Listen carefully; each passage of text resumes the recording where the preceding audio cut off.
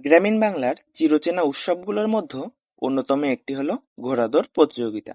সময়ের পরিক্রমায় অনেক ঐতিহ্য হারিয়ে গেলেও এখনো কিছু কিছু এলাকায় এই ঐতিহ্য টিকে আছে গৌরবের সঙ্গে। সম্প্রতি খুলনার দাকব উপজেলার বাজুয়া ইউনিয়নের বাজুয়া চাঁদপাড়া এলাকায় অনুষ্ঠিত হলো এমনই এক মনোমুগ্ধকর ঘোড়াদৌড় প্রতিযোগিতা। প্রতিযোগিতাটি অনুষ্ঠিত হয় ফসল কাটার পর খালি পড়ে থাকা মাঠে।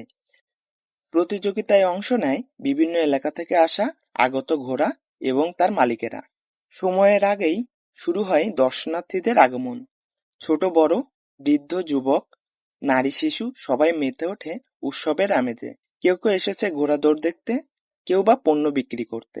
মাঠের চারপাশে বসে গিয়েছে অস্থায়ী মেলা, হরেক রকম পণ্য, মজাদার খাবার।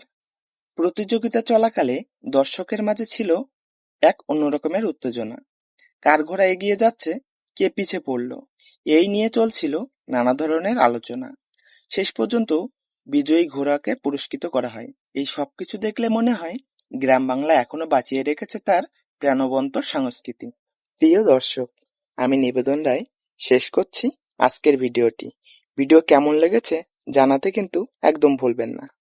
দেখা হচ্ছে আবার নতুন কোনো ভিডিওতে। সেই পর্যন্ত ভালো থাকুন, সুস্থ থাকুন এবং নিরাপদে থাকুন।